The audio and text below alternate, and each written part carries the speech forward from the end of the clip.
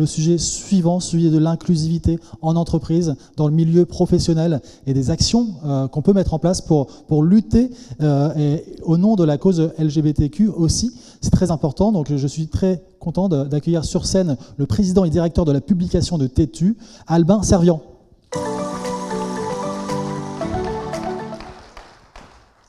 Sois le bienvenu. Merci. Sur la scène du Sustain Paris Forum. Alors, première question peut-être un peu directe, mais pourquoi avoir racheté Tétu en 2018 ?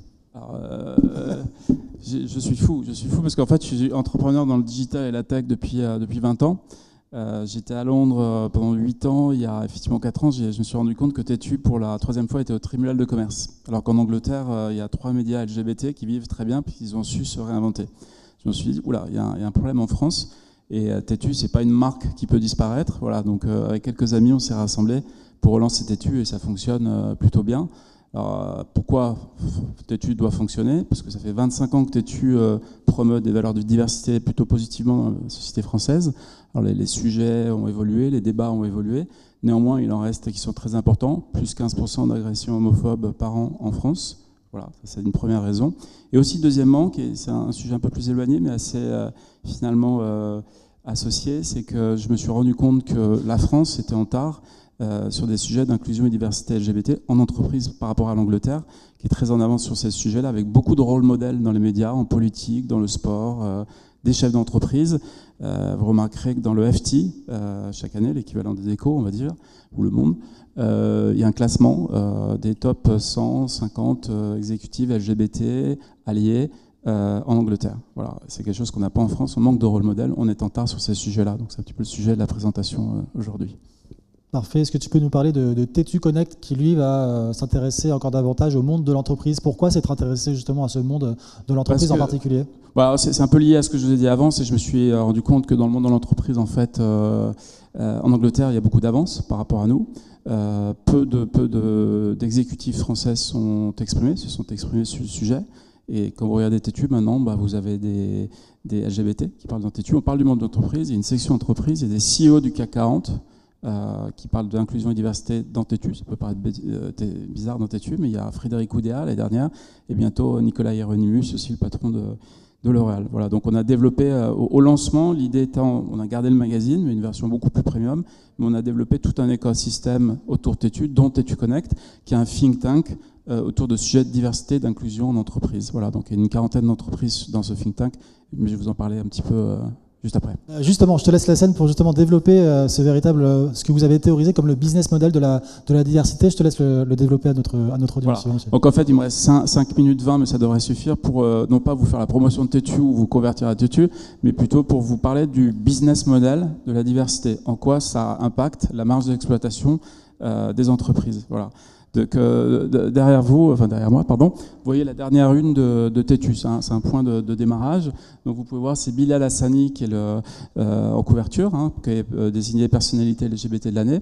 Vous avez pu le voir sur Danse avec les stars sur TF1 plusieurs soirs, pendant plusieurs vendredis. Il est arrivé en finale vendredi dernier. Et il est lui-même. D'accord. Bilal se définit comme une personnalité non binaire. Il se reconnaît ni homme ni femme. Voilà, donc il est non-binaire, on va dire. Il est lui-même. Il dégage une puissance créative dans ce show, au travers de tout ce qu'il peut créer, en danse, en chant, etc., qui est énorme. Voilà, donc ça se ressent pour ceux qui l'ont vu, ça se ressent à la télévision et on l'a mis en une. Pourquoi ? Parce qu'on doit faire passer ce message, et c'est le rôle de Tétu, qu'il faut être soi. Il faut être soi aussi en entreprise. Cette couverture, bien entendu, a généré beaucoup de réactions, comme vous pouvez l'imaginer. La campagne d'affichage a été interdite par Média Transport SNCF. Voilà, ils acceptent des campagnes sur l'anti-PMA ou anti-avortement. Par contre, ils refusent ce style de campagne. On en est là. Deco l'a accepté, donc on sera dans tous les kiosques français en décembre pour faire la promotion du magazine. C'est plutôt une bonne nouvelle. Je fais juste une petite parenthèse. Pour faire lien avec le business model de la diversité, en fait, je vais commencer par une citation d'Amin Malouf. Alors, ce sont des mots, certes, mais après, je ferai lien avec le business model de la diversité. Grosso modo, il dit éclairer nos différences pour faire apparaître les fils invisibles qui nous relient. C'est notre regard qui enferme, c'est notre regard qui libère. Voilà. Donc, c'est important d'être soi dans la vie perso, c'est important d'être soi en entreprise. Pourquoi ? Parce qu'il y a un business model de la diversité, ça impacte le résultat des entreprises. Alors là, je fais un focus sur les LGBT. Bien entendu, ça s'applique à toutes les diversités d'entreprises, hein, la place de la femme, les minorités ethniques, le handicap, soyons clairs. Donc, on aime bien les chiffres chez Tétu. Alors ça, c'est un magazine, mais on aime bien les chiffres, c'est mon background d'entrepreneur dans la tech. Et on s'est associé avec le Boston Consulting Group, qui fait une étude chaque année dans 19 pays, sur à peu près 9000 personnes, pour justement comprendre l'importance de la diversité en entreprise. Donc on est partenaire avec eux sur la France, et je vais vous partager ici les résultats. C'est moi qui dois, a priori, appuyer. Voilà. Premier point, 4 personnes sur 5, c'est le résultat de cette étude, 4 personnes sur 5 seraient à l'aise pour faire leur coming out en entreprise. La réalité des faits, c'est que finalement, 1 sur 2 l'ont fait. Alors qu'est-ce qui se passe ? Il y a un gap qui est assez important, et c'est ce qu'on a essayé de comprendre avec le BCG au travers de cette étude. En fait, on s'aperçoit que quand on regarde les chiffres, il y a 35% des LGBT qui perçoivent le fait d'être out en fait, comme un désavantage pour leur carrière. Donc vous voyez qu'il y a une comparaison entre la France et tous les pays concernés par l'étude, donc 19 pays. Donc c'est énorme, parce que dans les autres pays, alors il y en a 8% qui pensent que c'est un avantage en France, peu, versus 23% dans d'autres pays. Et si on regarde en bas du classement, enfin sur la partie rouge, 35% qui pensent que c'est un désavantage en France, 24% dans d'autres pays. Voilà. Et au milieu, on pourrait se dire, bon, 57% c'est neutre, c'est plutôt pas mal. En fait, ça veut dire quelque part, et on l'a vu dans l'étude, que pour 57% des gens, c'est non, c'est un non-sujet, surtout il ne faut pas en parler. Et c'est ce qu'on essaie de démontrer après avec l'étude du BCG. Et pourquoi ? Donc c'est une opportunité, business, manqué. Et pourquoi ? Alors en fait, sur ce slide, en fait, vous voyez sur 3 critères l'importance d'être out, finalement. Alors, en anglais, on dit closeted, in the closet, donc vous n'êtes pas out concrètement, partially out, fully out et non-LGBTQ. Okay, et on regarde des questions comme vous êtes à l'aise pour vous exprimer en entreprise, vous sentez que vous pouvez être vous-même, et vous avez des amitiés proches au sein de l'entreprise. Parce que quand on parle de soi-même, c'est plus facile de faire des connexions au café, à la cafétéria, parler de son week-end, avec qui, avec un partenaire, un ami, etc. Et on s'aperçoit que finalement, plus on est out, plus les critères et les pourcentages s'améliorent. Donc ça veut dire quoi ? C'est si on est plus à l'aise pour s'exprimer en entreprise, il y a plus de, en anglais on dit empowerment, donc là on l'a traduit par responsabilisation. Quand on est soi-même, il y a plus de créativité, on passe moins de temps à se planquer en entreprise. Il y a beaucoup de gens qui perdent du temps à se planquer en entreprise. Si on est soi, on va passer plus de temps, on va être plus créatif et soi-même. Ça a été démontré par l'étude. Et si on connecte facilement en entreprise, c'est une logique de networking professionnel au sein d'une entreprise, on se crée du réseau et ça a un impact sur le business. Voilà, ça c'est les premiers enseignements. 28 secondes.